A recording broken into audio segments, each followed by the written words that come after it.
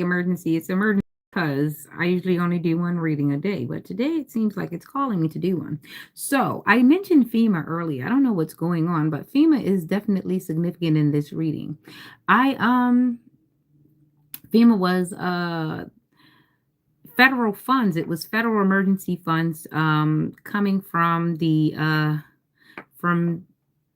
government, and it was for relief. It was for relief funds. A lot of times in those federal governments, they use truckers. They use truckers to get the money because the truckers actually had big jobs then. They were able to take the contracts because they were able to do refrigeration and other cargo. They can do a lot of sealed, and you know what happens with a sealed, you can't really open up a sealed shipment. You have to take what the papers say. You have to take what the manifest says, right? Hey, truckers deal with manifests. Truckers are great manifestors. They are like some of the top wizards, warlocks there are because they get a lot of alone time. They have to be, and they have to be disciplined upon time, and they also have to be able to interchangeably lock. So even if a trucker can be the very most intelligent person while they're trucking, but the moment they stop trucking, they can actually go back to being a regular person. So, shout out to the people that are truckers. You guys are superhuman. But, however, some people are able to take instruction to the point where they can actually act like robots, they actually act like AI. So, while they're trucking, they have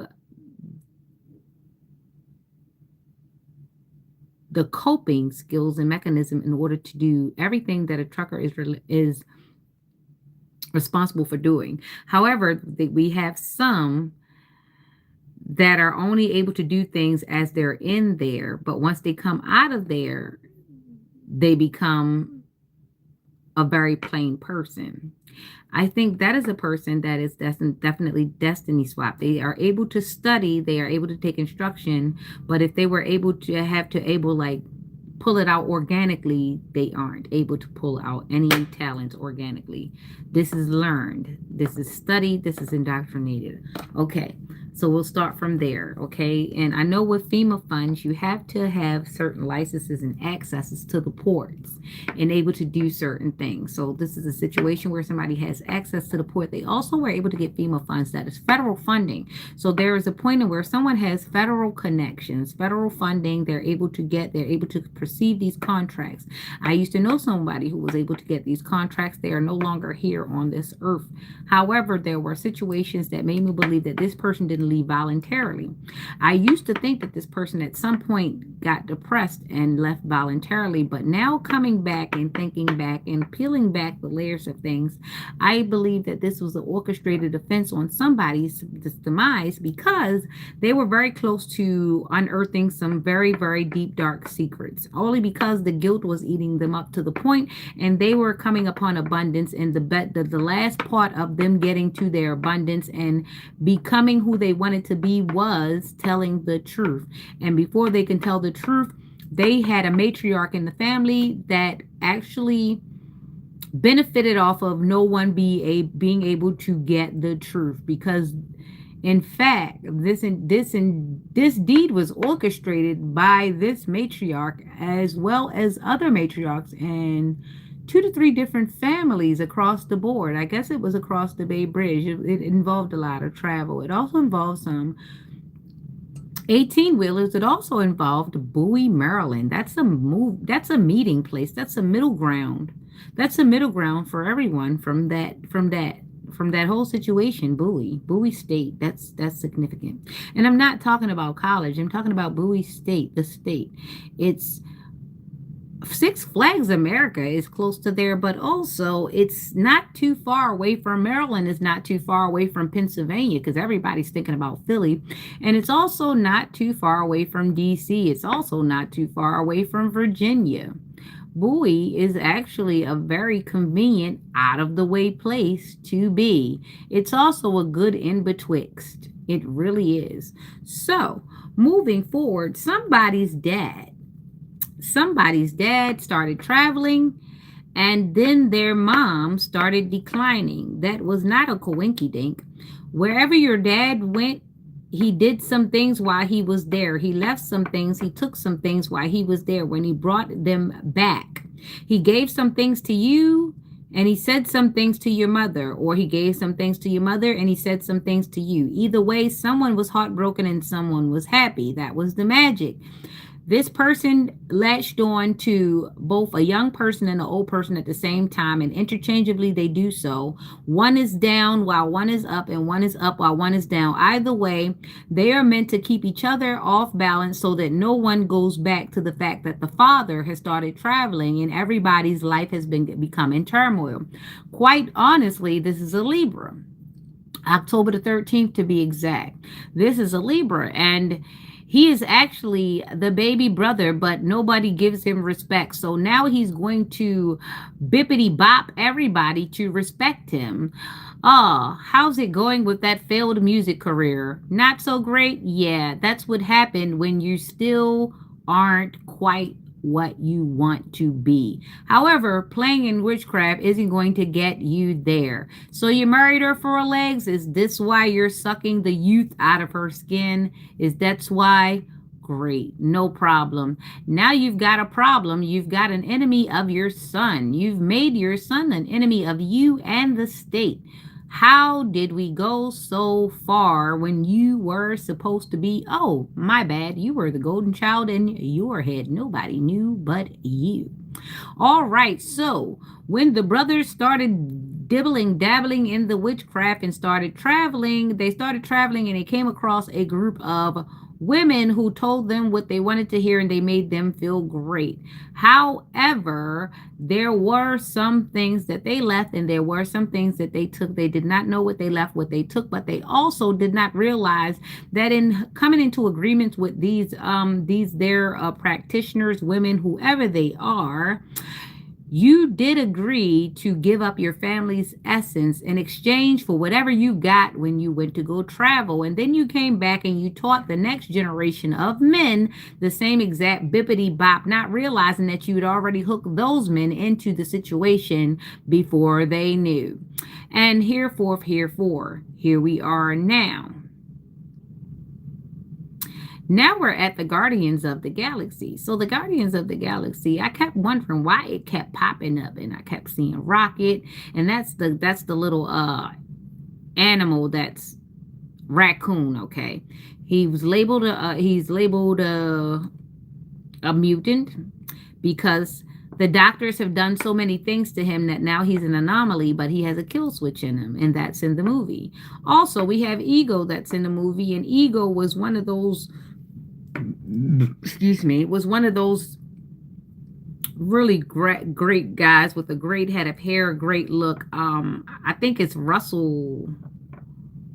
Kurt Russell plays his character in Guardian of the Galaxy. And what he did is he came down to Earth.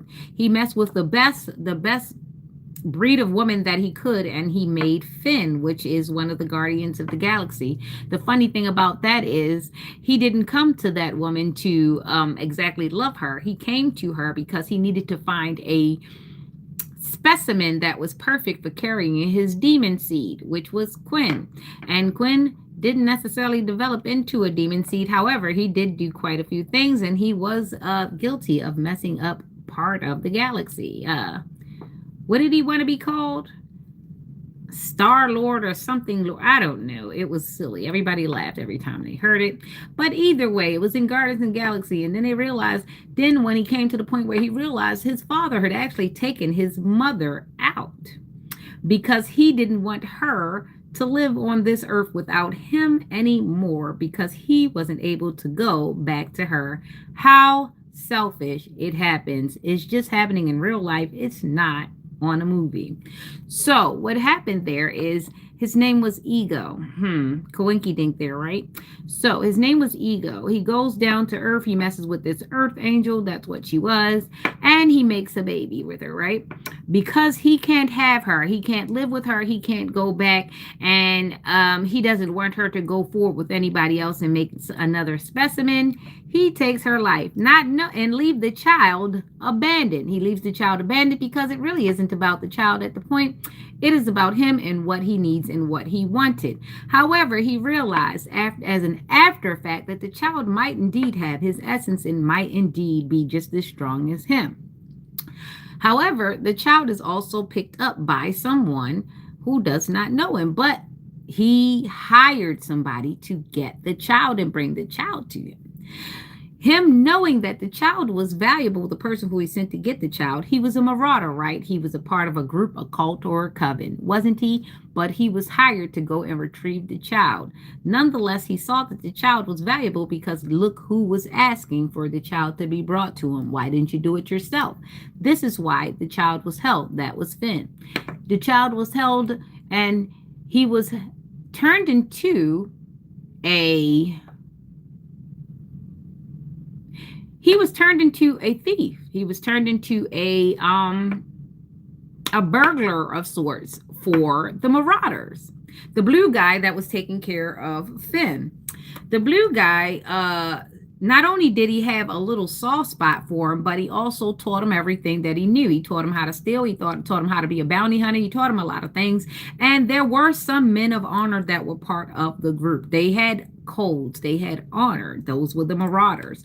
But, however, when he took on the job as a bounty hunter, he was supposed to keep his heart out of it. It was supposed to be a job out. However, the little boy, the little bugger, grew on him as he grew up. So he was always given sort of a little bit of a lack. You understand? Even though he was part of the Marauders officially, and he was of no kin to them, he was adopted by the main guy of the Marauders at the time. I think he was the right-hand man to Sylvester Stallone. I forget what his character was in the Guardians of the Galaxy. However, this is playing out right now. It's just not Guardians of the Galaxy. And we don't have Gamora or whatever. Or do we? Don't know. So what happened there is he was supposed to bring Finn back to his dad so his dad can siphon him for his gifts and his powers and everything, because Ego never makes any children because he wants to take care of them. He makes children because they're his insurance. They're like life insurance policies in the galaxy. He makes these kids because he needs to come back to them so that he can build whatever he's trying to build, and he needs their life source in order to feed it. So he came back to siphon Finn. However, the Marauder who had taken care of him actually kind of didn't really want him to get him. So it ensued a lot of things. A lot of things went on in the background. A lot of people didn't know what was going on because everybody was throwing illusions and not really telling the truth. In comes all of these people that they started the war with, the gold people, the dust people, the this, that, Guru, I am Guru, all that stuff, right? They go to jail, all this stuff. Yeah, this is what's actually happening, but it's a lot funner on the movie. But like I said, there are men in this planet that are sucking mothers dry, and they're sucking them dry or siphoning their energy by way of not taking care of the kids, by not giving them money, or triangulating them with other females or their parents or their family, da da da da da da da da da da. And that is the damn bippity bop. If you watch Guardians of the Galaxy, you'll catch exactly what I'm saying, and then you'll start to apply them to the characters in your life that you know. For some reason, that had to come about, but it's like something I'm missing. I remember he destroyed the planet too when he could not get what he wanted. So there's that. There's somebody who's actually willing to bust this whole thing down if they don't get what they want. So you be careful with selfish people like that. They don't ordinarily care about what's going on around them, and they really don't care. They will make all the kids in the world. They don't care. If the kid doesn't yield any results or any money, the kid is pretty much just a prop at this point. And there are people that have kids for props. The kid is there to play a part, to make things look a certain way. The kid isn't important in any way possible. And that is a very sad thing to say nowadays. But yeah, I just had to sign on because that was the message. Guardians of the Galaxy. Are they really guarding, and what are they guarding? Oh, shucks. It's good when I talk because the information pops up. So it's like police. They're supposed to be the guardians of the galaxy. There are some people that were signed on. They had contracts to sign. They had contracts to protect certain things. However, they didn't.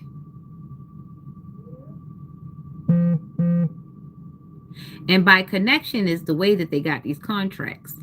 All right. Like I said, FEMA is federal. So this is hitting a federal level in which I'm talking about, to where the siphoning has happened. Yeah, that's coming down the line. Yeah, so that's the message for right now. That's the emergency message.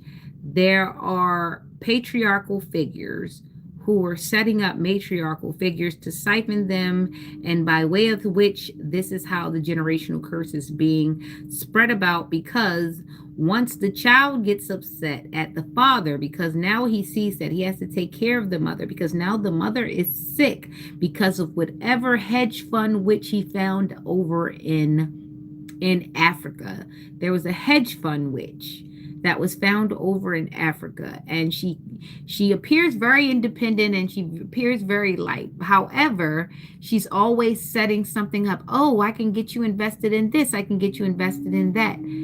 That is the contract. Once they get invested, they have to know what they're getting invested in. Some, unfortunately, know exactly what they're getting themselves into, and they've come back to the States to siphon everybody else because that was the instruction. Yeah. So if your family is acting up, look around and see who's traveled where and see what happens where they traveled, because that will be your clue as to what's happening to you. I realized that around me, everybody was going to places that had very prominent practitioners. And that's how I realized what everybody's travel plans were and what everybody was doing when they got off the planes. So you'd be wise to do your research too. Remember, don't come for me, because somebody surely spiraled us. It's funny. Bliss is definitely